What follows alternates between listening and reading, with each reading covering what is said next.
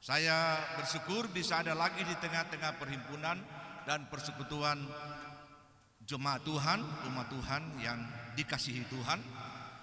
Puji Tuhan, pada hari ini saya ada pada hari kebangkitan Kristus bersama-sama dengan saudara di tempat ini. Saya ada di Tentena dalam rangka mengisi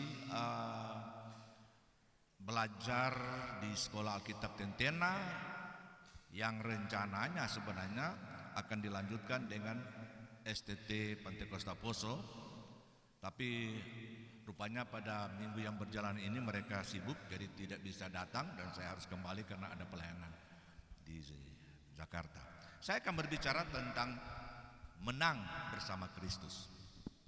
Harus ada sebuah kepastian bagi setiap orang percaya bahwa kita bukan orang-orang yang kalah, kata Rasul Paulus. Kita adalah orang-orang menang dan akan bertambah-tambah di dalam kemenangan, bukan karena kita itu kuat dan hebat, tapi karena Kristus yang hidup di dalam kita.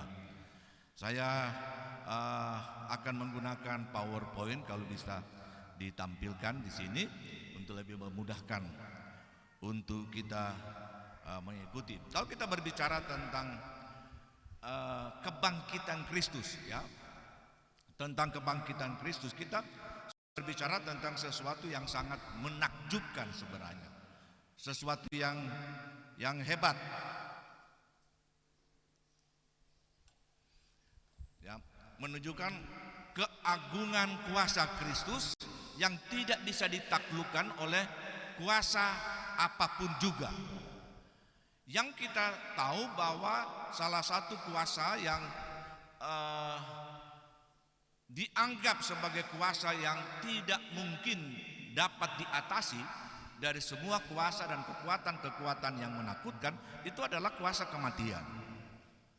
Kalau kita sudah dalam kondisi sekarat, maka biasanya kita akan berusaha untuk dapat menghindarkan diri dari kematian. Kalau kita tidak bisa, keluarga kita, anak-anak kita itu akan berusaha untuk membuat kita kira-kira bisa luput dari kematian.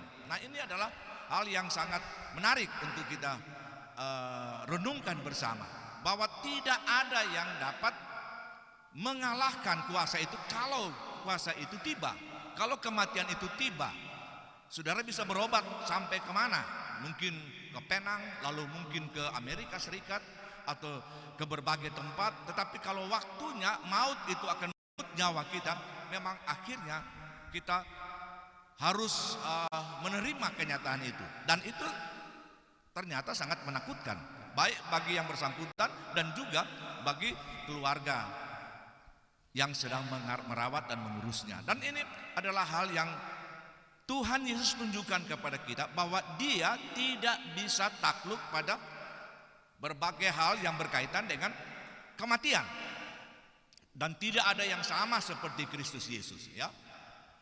Nah, mari kita lihat dalam Filipi pasal 3 ayat 10 sampai ayat 11. Filipi pasal 3 ayat 10 ini adalah sebuah pernyataan Rasul Paulus. Dia bukan orang yang sembarangan. Latar belakangnya itu adalah orang yang hebat di Yerusalem. Dia adalah seorang tokoh muda yang berhasil duduk di majelis agama Sanhedrin. Jadi itu adalah merupakan kabinet dari pemerintahan agama yang ada di Yerusalem bagi orang-orang Israel. Dan dia itu orang hebat. Tetapi pada waktu dia berjumpa dengan Yesus Kristus, maka dia merasa bahwa apa yang dia telah lakukan, apa yang telah dia capai selama ini, dikatakan aku anggap itu hanya sampah saja. Itu tidak berarti sama sekali.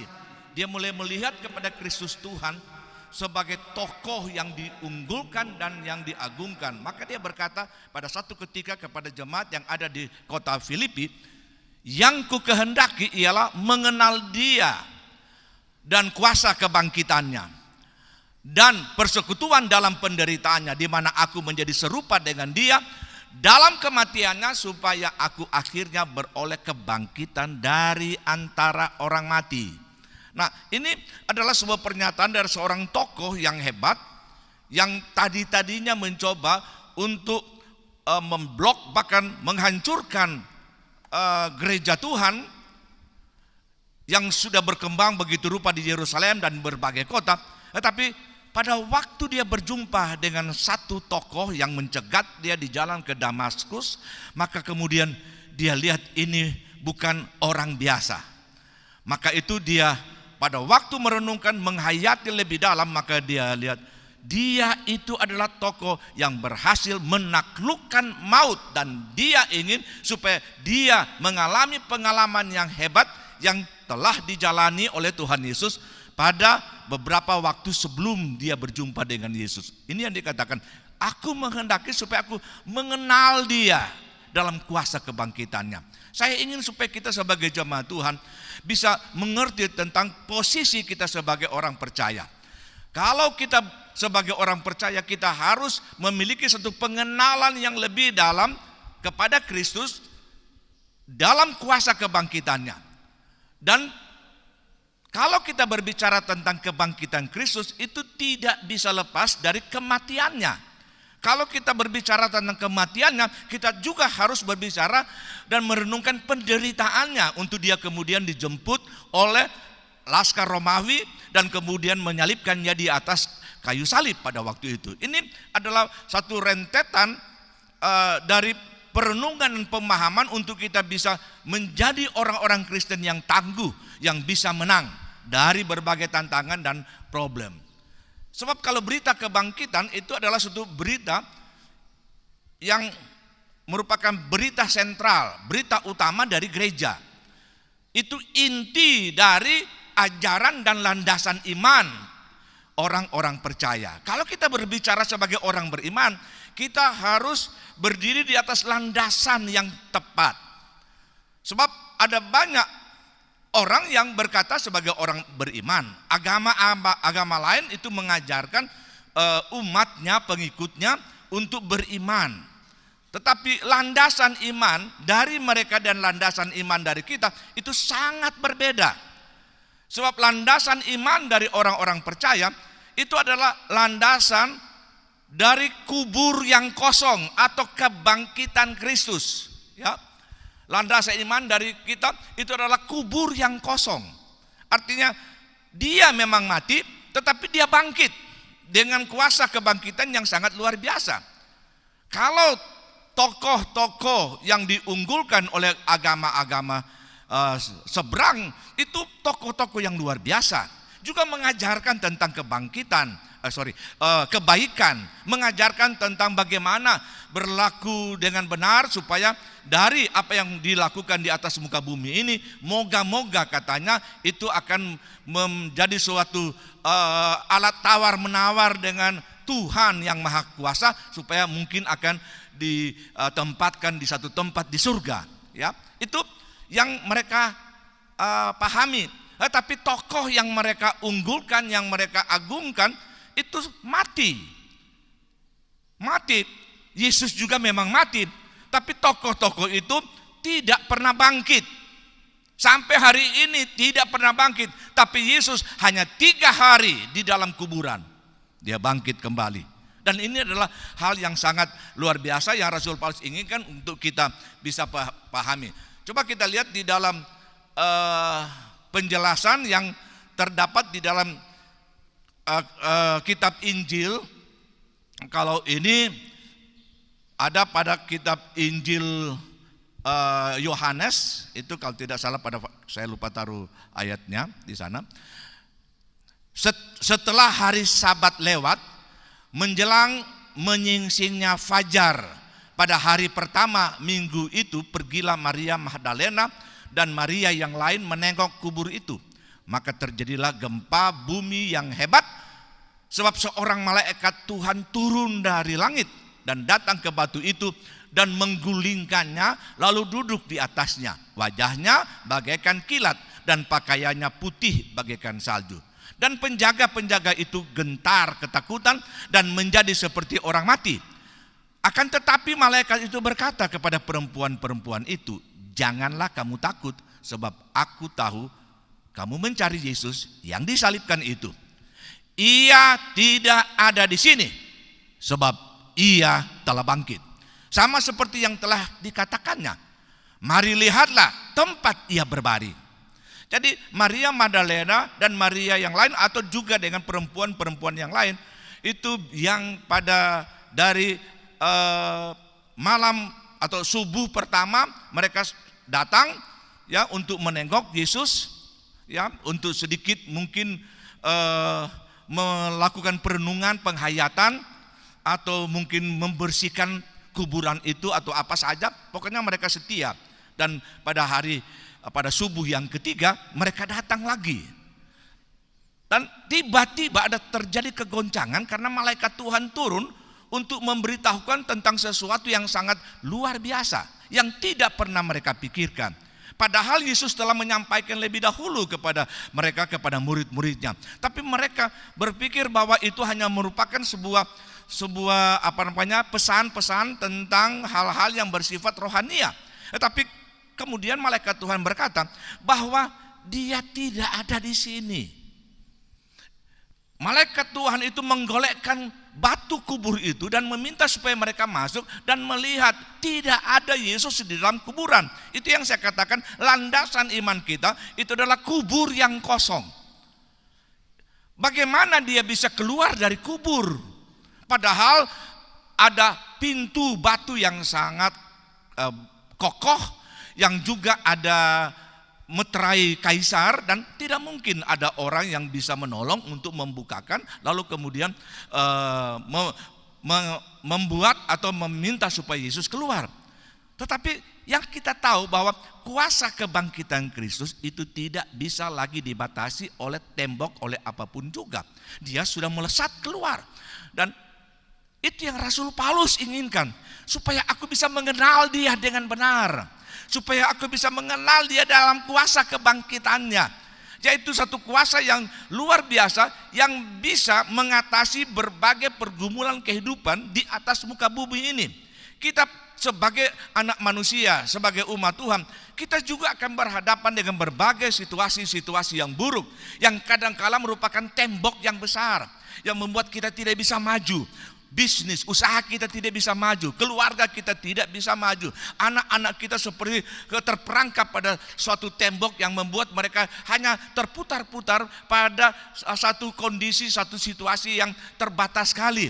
Tetapi kalau kita mengenal Yesus yang kita puji dan muliakan, yang telah menyelamatkan kita, maka seperti yang Rasul Paulus inginkan, supaya aku bisa mengalami kuasa kebangkitan Kristus itu, artinya bisa mengalami kemenangan demi kemenangan bersama Kristus Tuhan. Dikatakan dia tidak ada di sini, dan memang pada waktu dibukakan pintu kubur itu dan Yesus tidak ada di dalam, dia sudah bangkit. Dan biarlah itu menjadi suatu perenungan yang paling dalam di dalam hati dan kehidupan kita. Apabila kita berjalan dalam perjalanan hidup, dalam berusaha, dalam bekerja, dalam melayani, kita harus yakin kita sedang melakukan sesuatu berdasarkan kebenaran firman Tuhan, di atas landasan pijak yang benar, kubur yang kosong, atau Yesus telah bangkit dari antara orang mati. Yesus tidak ada di sana. Itu adalah sebuah pernyataan yang berkaitan dengan kemenangan gereja. Kalau kita berbicara tentang kebangkitan Kristus, itu adalah berbicara tentang kemenangan gereja. Seperti dalam 1 Korintus 15 ayat 54 sampai 55, maut telah ditelan dalam kemenangan. Dalam ayat ini dikatakan, dan sesudah yang dapat binasa ini mengenakan yang tidak dapat mati ini, dan sesudah yang dapat binasa ini mengenakan yang tidak dapat binasa, dan yang dapat mati ini mengenakan yang tidak dapat mati, maka akan genaplah firman Tuhan tertulis, maut telah ditelan dalam kemenangan. Hai maut, di manakah sengatmu? Yesus pada waktu bangkit dari antara orang mati, tadinya dia mengenakan satu tubuh yang sama seperti yang kita miliki. Karena di dalam Filipi pasal 2 dikatakan dia telah mengambil rupa manusia 100%. Dia menjadi hamba, dia takluk kepada semua hukum-hukum manusiawi, dan itu sebabnya dia harus berjalan dari satu kota ke kota yang lain, ya.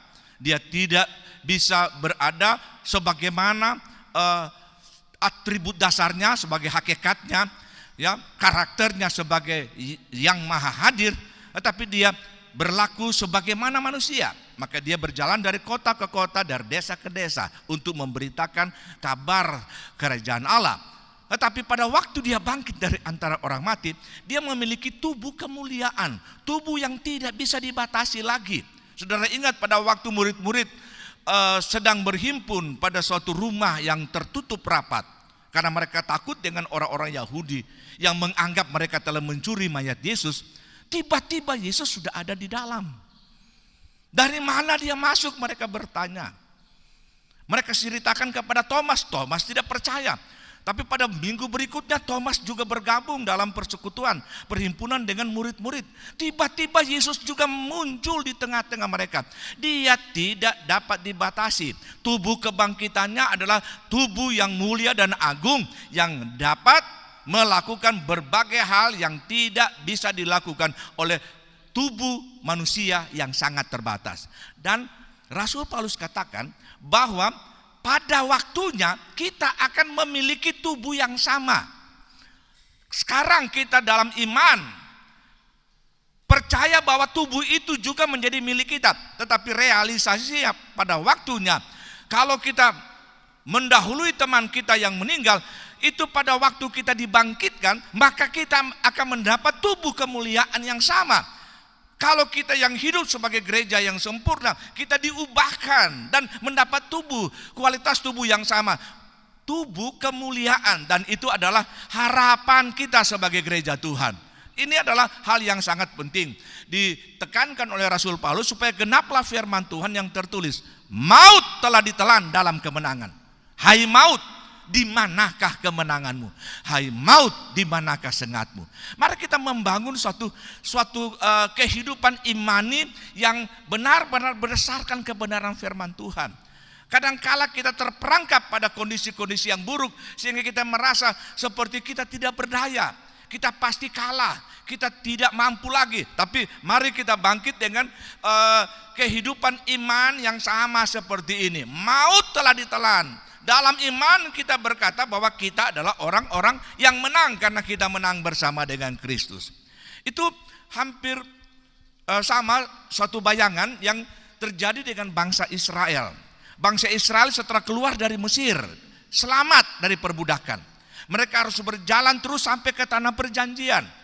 Tiba-tiba pada sebuah perjalanan mereka berhadapan dengan laut Teberau, laut Kulsum.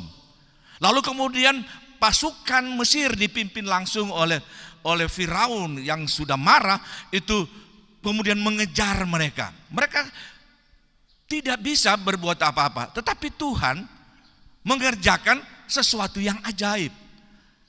Tiba-tiba oleh tongkat Musa laut itu terbelah. Lalu mereka bisa berjalan di dalam laut. Pasukan Mesir dipimpin oleh bala tentara dipimpin oleh Firaun itu mengejar, masuk juga ke dalam. Tetapi kemudian bangsa Israel tiba di seberang. Nah, posisi mereka tiba di seberang itu adalah sebuah gambaran yang menarik tentang posisi kuasa kebangkitan yang gereja akan alami bersama-sama dengan kebangkitan Kristus. Itu yang dikatakan oleh Rasul Paulus, aku rindu, aku mempunyai keinginan yang kuat supaya kuasa kebangkitan Kristus juga itu aku bisa rasakan dan alami. Beriringan dengan itu juga sekaligus bisa merasakan apa yang telah dikerjakan oleh Tuhan Yesus untuk menuju ke atas kayu salib. Jadi kita lihat kalau kita berbicara kebangkitan Kristus, kita memang harus berbicara juga tentang kuasa salib, dan itu adalah rangkaian dari Paskah yang ditetapkan oleh Tuhan. Kalau kita berbicara salib, kita harus berbicara tentang semua pergumulan dan penderitaannya sejak dari Taman Getsemani. Dan ini adalah sesuatu yang sebenarnya tidak masuk di akal, bisa dikerjakan oleh Tuhan Yesus. Padahal dia adalah anak Allah. Padahal dia adalah orang yang atau tokoh yang unggul, yang hebat. Tetapi dia harus menjalaninya itu. Sebab kita harus tahu bahwa kita ini itu adalah orang-orang yang telah diselamatkan dan ditebus oleh darah anak domba Allah, sama dengan bangsa Israel di Mesir.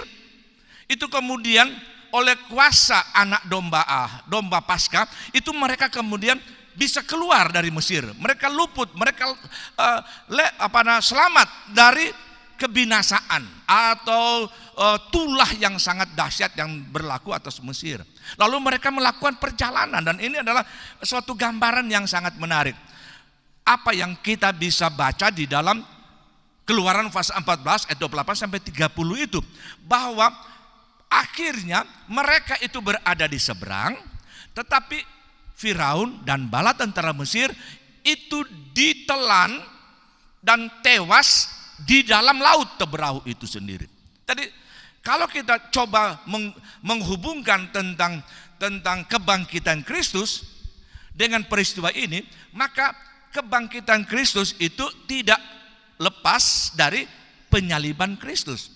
Penyaliban Kristus itu adalah satu proses atau peristiwa di mana dia sebagai anak domba Allah yang mencurcurkan darahnya. Nah, dalam peristiwa Paskah pertama di Mesir, Tuhan berfirman kepada Musa untuk sampaikan kepada orang-orang Israel.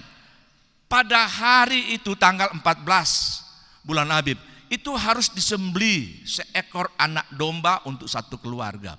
Lalu kemudian kalau sudah disembelih, maka darahnya itu ditampung, digosokkan pada ambang atas dan kedua tiang pintu. Dan itu adalah ketetapan ilahi. Lalu mereka mengerjakannya karena apa? Karena pada waktu malaikat maut itu akan melaksanakan perintah dari Tuhan Allah untuk membunuh setiap anak sulung di Mesir. Apabila dia melihat darah, maka dia akan lewat. Dia akan pass over. Maka itu di dalam bahasa Inggris ditulis secara jelas. When I see the blood, I will pass over thee. Jadi pada waktu dia melihat darah yang seharusnya dia harus masuk ke rumah itu untuk membunuh atau melepaskan kematian di sana, dia lewat. Dan itu merupakan suatu tanda keselamatan dialami oleh orang-orang yang ada di dalam rumah, dan kemudian mereka bisa berjalan menuju ke tanah perjanjian. Dan ini adalah gambaran untuk kita. Paskah, pada waktu kita percaya kepada Yesus Kristus di atas kayu salib, maka sebenarnya kita seperti telah meluaskan darah anak domba itu, telah menjadi pelindung dalam kehidupan kita, bahkan rumah tangga kita. Jadi kita lihat di dalam ayat Alkitab, ya, tentang apa yang dikatakan oleh Alkitab dalam 1 Petrus 1 ayat 18-19. Tahu, dikatakan, kamu tahu bahwa kamu telah ditebus bukan dengan barang yang fana, bukan pula dengan emas dan bukan dengan perak, tapi kamu telah ditebus dengan darah yang mahal. Dengan darah yang mahal, darah anak domba Allah, darah yang kudus yang tidak bercacat celah. Ini satu gambaran yang sangat menarik tentang apa yang terjadi dengan bangsa Mesir atau pasukan Mesir dengan Firaun yang memimpin bala tentara. Kalau kita mencoba merenungkan apa yang dikatakan di sini, ditebus, itu sebenarnya tadinya kita sebagai orang-orang yang berdosa yang telah terperangkap di dalam perbudakan massal seluruh generasi sejak Adam dan Hawa jatuh dalam dosa. Lalu kemudian kita tidak bisa berbuat apa-apa. Kita tidak bisa merdeka. Ya, supaya kita bisa merdeka, maka kita harus keluar dari sana. Tapi bagaimana supaya kita keluar? Dalam hukum perbudakan hanya ada satu cara. Seorang tuan yang lebih kuat dan mempunyai uang yang cukup banyak, itu datang ke tuan yang telah memperbudak para budak dan kemudian membayar budak itu. Pada waktu transaksi itu telah dilakukan, budak itu merdeka dan bebas. Tanda dari apa yang dikerjakan oleh bangsa Israel, di mana darah digosok pada ambang atas dan kedua tiang pintu, itu adalah bagi kita sebagai Yesus Kristus yang mati di atas kayu salib, yang darahnya tertumpah. Kalau bangsa Israel bisa berangkat keluar, itu artinya kita yang percaya kepada Tuhan itu bisa keluar dari kungkungan perbudakan duniawi dan kuasa kegelapan, supaya kita bisa berjalan dalam kehidupan kemenangan sampai pada target dan rencana Allah yang terakhir. Ini adalah suatu kebenaran yang agung dan mulia. Kalau kita berbicara tentang tanda darah atau salib Kristus, maka itu berbicara tentang suatu proses yang sangat luar biasa. Yesus itu melepaskan suatu harga yang tinggi sekali untuk menebus kita dari perbudakan duniawi.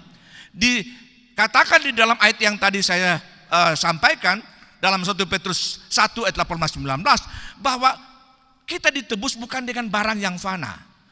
Kita ditebus bukan dengan emas dan perak, tapi dengan darah.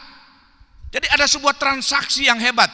Kita sudah tergadai, perlu ada satu tokoh yang hebat yang memiliki kemampuan untuk membayar harga tebusan, supaya kita tidak lagi diperbudak oleh dunia, oleh kuasa kegelapan. Dan Yesus datang dan membayar. Saudara tahu bahwa dia membayar bukan dengan cicilan, tetapi disebutkan oleh Rasul Paulus itu telah lunas. Jadi transaksi di sini itu kalau kita kan luar biasa. Keselamatan itu cuma-cuma memang. Keselamatan itu begitu mulia dan agung. Tetapi proses bagaimana kita bisa diselamatkan itu dialami langsung oleh Tuhan Yesus. Dia melakukan sebuah transaksi besar, suatu pembayaran dari harga gadai itu, bukan dengan barang yang fana, bukan dengan emas dan perak, dengan harta kekayaan, tetapi dengan nyawanya, darahnya.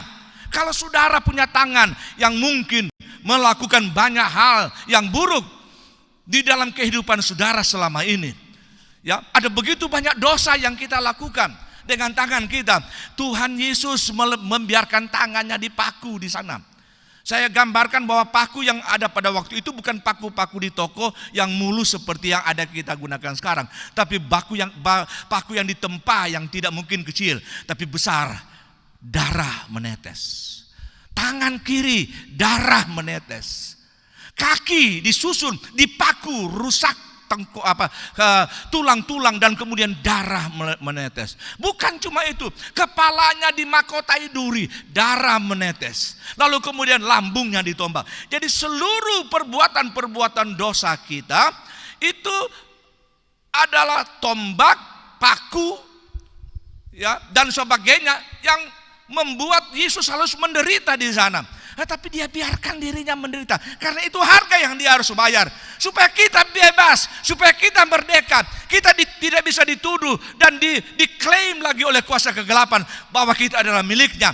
Kita telah dibayar dengan nyawa, dengan harganya. Itu gambaran daripada waktu bangsa Israel berangkat masuk ke dalam laut Teberau, laut Kolsum, dan tiba di seberang. Dan kemudian bangsa Mesir dan panglima Firaun itu masuk di dalam, lalu kemudian tenggelam. Itu artinya satu simbol bahwa segala pelanggaran kita, segala kesalahan kita, segala dosa kita, segala perbuatan-perbuatan kotor kita telah ditenggelamkan dan tidak bisa berbuat apa-apa lagi. Kita sudah berada bersama Kristus dalam kebangkitan untuk melakukan sebuah perjalanan dari kemenangan kepada kemenangan yang lain. Ya, maka itu dikatakan di dalam Alkitab di sini. Yang berikut adalah bahwa kebangkitan Kristus itu adalah pengharapan gereja. Jadi kalau kita berbicara tentang pengharapan, kita berbicara tentang suatu daya tarik yang sangat kuat di depan di sana, di mana kita ingin meraih apa yang kita harapkan. Kita ingin supaya kita mengalami sesuatu seperti yang kita bayangkan di depan. Dan Tuhan telah menyampaikan bahwa kita akan mengalami hal-hal yang luar biasa. Dan kebangkitan Kristus itu memberikan keyakinan dan pengharapan yang menggelora kepada kita atas kebangkitan yang akan datang. Kalau Yesus telah memiliki tubuh kebangkitan yang luar biasa, Dia memberitahukan kepada kita, akhirnya kita akan mengalami hal yang sama. Biar itu menjadi pengharapan supaya kita memiliki satu daya tarik yang kuat untuk kita terus melayani Tuhan, terus beribadah, terus memuji dan memuliakan Tuhan. Sebab waktunya akan tiba, kita akan mengalami kemenangan yang gilang gemilang. Dalam kitab Ibrani ayat 18-20 tentang mana Allah tidak mungkin berdusta, kita mencari perlindungan, beroleh dorongan yang kuat untuk menjangkau pengharapan yang terletak di depan kita. Pengharapan itu adalah sauh yang kuat dan aman bagi jiwa kita, yang telah dilabuhkan sampai ke belakang tabir, di mana Yesus telah masuk sebagai perintis bagi kita. Ketika Ia menurut peraturan Melkisedek menjadi imam besar sampai selama-lamanya. Yesus telah bangkit, dia menjadi jangkar yang kuat, yang sudah dilabuhkan sampai ke balik tirai, di tempat maha kudus. Haleluya. Artinya kita itu adalah orang yang ada pada tali jangkar itu, kapal itu yang kemudian berlabuh, lalu kita akan sama-sama dibawa oleh Tuhan dari kehidupan kemenangan kepada kemenangan yang lebih hebat lagi. Itu yang Rasul Paulus katakan berkali-kali. Dia berbicara tentang bagaimana kerinduannya yang luar biasa untuk memiliki kuasa kebangkitan adalah karena kebangkitan Kristus atau Kristus yang bangkit itu adalah pengharapan, sauh, jangkar yang kuat. Jadi kalau kita percaya kepadanya, maka kita aman, kita selamat, kita terlindung selama kita berada di dunia yang penuh dengan gelora dan gelombang ini. Kita aman karena Dia menjadi sauh bagi jiwa kita. Dan kemudian kebangkitan Kristus pada bagian ketiga yang saya akan coba gambarkan atau sampaikan di sini adalah pemulihan gereja atau berkat gereja. Ya, bangsa murid-murid pada waktu Yesus mati itu kemudian down. Ya, mereka seolah-olah depresi, putus asa, sehingga Petrus kemudian berkata, aku akan kembali ke Galilea.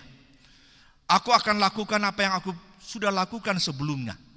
Lalu dia pada waktu memberi pernyataan, teman-teman yang lain juga bilang sama-samalah, kita sama-sama. Jadi mereka mengalami satu masalah di dalam kepercayaan mereka kepada Kristus Tuhan, karena Yesus telah dikuburkan.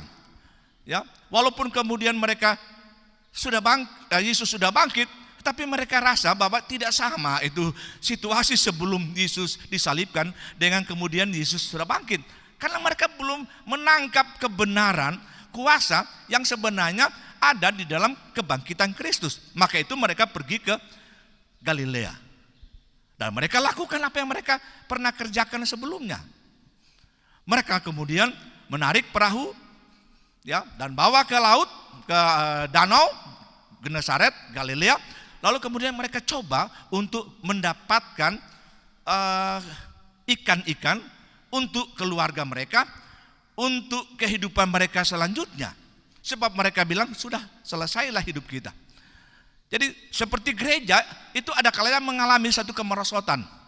Kemerosotan dalam iman, kemerosotan di dalam nilai moral, kemerosotan di dalam berbagai aspek kehidupan. Itu seperti ini. Tiba-tiba kita merasa seperti, tidak ada sesuatu yang kita alami dalam ibadah-ibadah. Kita berhenti beribadah. Kita mungkin coba hanya membaca saja itu berita-berita gereja. Kita coba hanya membuka channel televisi. Lalu kemudian kita pikir ya sudah di sini aja. Lalu kemudian murid-murid sepanjang malam balik lagi ke darat. Tiba-tiba mereka kaget, ada seorang yang tepat berada di tempat di mana perahu-perahu mereka akan berlabuh. Saya mau katakan, Yesus penuh dengan kepedulian yang luar biasa. Dia tahu keadaan saudara dan keadaan kita. Dia tahu kita mungkin sudah dalam keadaan jatuh, dalam keadaan tidak berdaya. Kita mungkin sudah putus asa. Kita mencoba untuk mencari jalan sendiri. Kita seperti mengabaikan Tuhan. Tapi Yesus selalu ada di sana untuk memberikan kepada kita jalan keluar. Tiba-tiba Yesus ada di depan mereka. Mereka rasa sudah gagal, 2 kali gagal. Sudah tinggalkan Yerusalem. Lalu mencoba menangkap ikan. Tidak ada 1 ekor ikan pun yang mereka temukan. Puji Tuhan, Yesus ada di depan mereka. Saya kurang tahu saudara sedang berhadapan dengan kondisi yang bagaimana sekarang. Bisnis saudara, usaha saudara, pekerjaan saudara, rumah tangga saudara, pribadi saudara. Tetapi saya katakan pada hari kebangkitan ini, Yesus mau membuktikan kepeduliannya itu tidak dapat dibatalkan oleh kondisi-kondisi yang buruk, keadaan-keadaan yang parah yang mungkin kita jalani dan hadapi dari waktu ke waktu. Yesus ada di depan kita. Pada saat kita merasa tidak berdaya, murid-murid kemudian mendengar suatu pertanyaan, hai anak-anakku, adakah kamu mempunyai lauk pauk? Mereka langsung secara terbuka berkata, tidak ada, atau kami gagal, kami tidak berhasil. Puji Tuhan, terbukalah kepada Tuhan. Terbuka kepada Tuhan. Kita banyak melakukan hal-hal yang buruk pada waktu yang lalu, tapi mari kita terbuka kepada Tuhan dan biarkan Tuhan mencari solusi yang paling tepat. Maka kata Yesus kepada mereka, tebarkan jalamu di sebelah kanan perahu, maka kamu akan peroleh. Haleluya. Solusi sederhana, tapi solusi yang tidak masuk di akal. Menurut logika, mereka sudah mengitari seluruh bagian danau itu. Apa beda antara kanan dan kiri perahu? Ya, orang Inggris bilang, what's the difference between right and left when we are on the boat? Pada waktu kita di atas perahu, kita taruh di kiri atau di kanan, padahal sudah diedari tidak ada ikan sama sekali di sana. Tidak ada beda. Tapi puji Tuhan, mereka menebarkannya. Haleluya. Mereka menebarkannya. Logika tidak bisa tangkap, tetapi mereka menebarkan berarti mereka hanya mendengar apa yang dikatakan oleh Yesus sebagai firman-Nya. Kalau firman Tuhan berkata A, kita harus yakin, jadilah maka jadilah. Dari tidak ada, from nothing become being, menjadi sesuatu dari tidak ada, dan itu kehebatan daripada Yesus Kristus yang telah bangkit. Tebarkan pukatmu di sebelah kanan. Haleluya. Saya percaya seluruh ikan yang ada di danau itu juga mendengar apa yang dikehendaki oleh Tuhan. Saya percaya mereka cari di mana pukat itu, di mana perahu itu dan di mana pukat itu. Mereka kemudian berlari, berenang makin cepat. Sehingga apa yang terjadi? Seluruh pukat yang ditebarkan di sebelah kanan itu tiba-tiba menjadi sangat berat. Haleluya, ada pemulihan yang luar biasa yang Tuhan ingin kerjakan pada kita. Kalau kita percaya kepada Tuhan dan melakukan apapun yang Tuhan katakan. Haleluya, berikan kemuliaan pada Tuhan. Mari kita dengarkan suara Tuhan dan lakukanlah. Kadangkala itu tidak bisa ditangkap, tidak bisa diolah, dicerna oleh logika. Tapi mari kita lakukan firman Tuhan yang benar. Dan kita akan melihat keajaiban yang luar biasa. Disebut di sana, mereka tidak dapat menariknya lagi karena banyak ikan. Tidak ada ikan di seluruh itu sepanjang malam. Tiba-tiba ada banyak.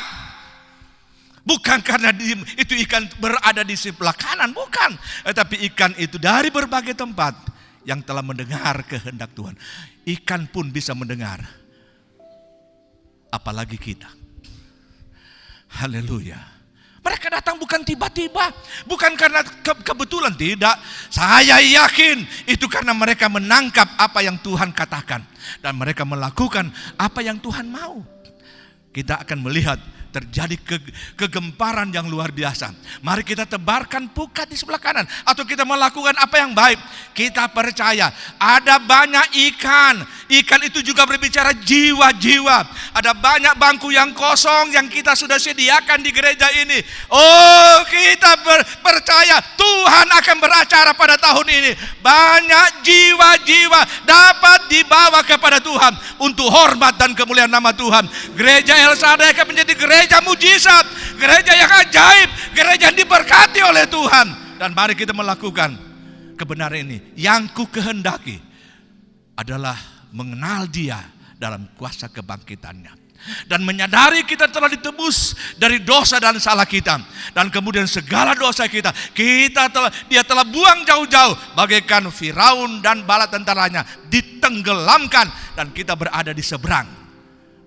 Haleluya. Kita berjalan bersama Tuhan. Mari kita tunduk kepala, kita berdoa.